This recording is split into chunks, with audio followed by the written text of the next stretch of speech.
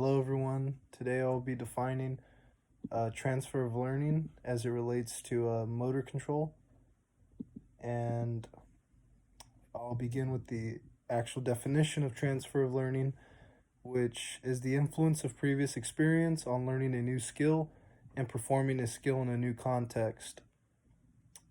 So when we actually look at this definition, we can actually relate it to many professions, right? For example, we can relate it to the profession of a PE teacher, for example. PE teachers are going to teach you new skills that hopefully you can relate into your own life, once the class goes on. Another example that I can think of is like coaching, right? During practice, a coach is going to implement new skills and new strategies that hopefully you could implement into the game later on. Um, you know, Another example is a physical therapist, right?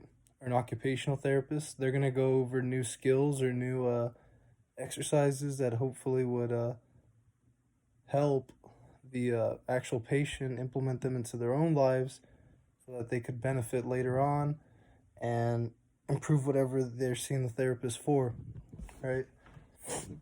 And transfer of learning can result in three different transfers, right?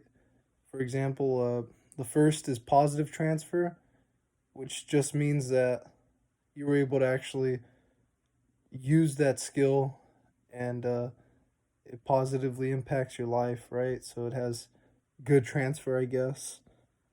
Um, you learned that skill, you picked it up, and now you can actually use it in your own life.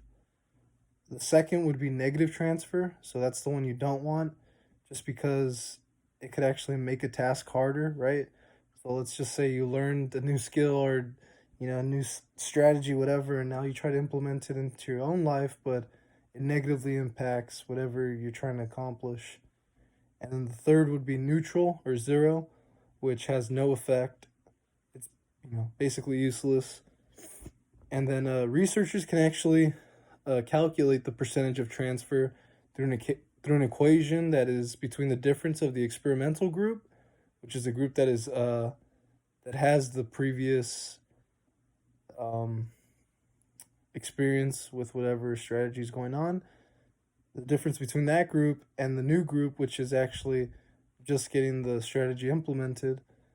And so that would be divided by the sum, right? Or the uh, the two groups being added together times 100, and that would give you the percentage of transfer. All right. Thank you.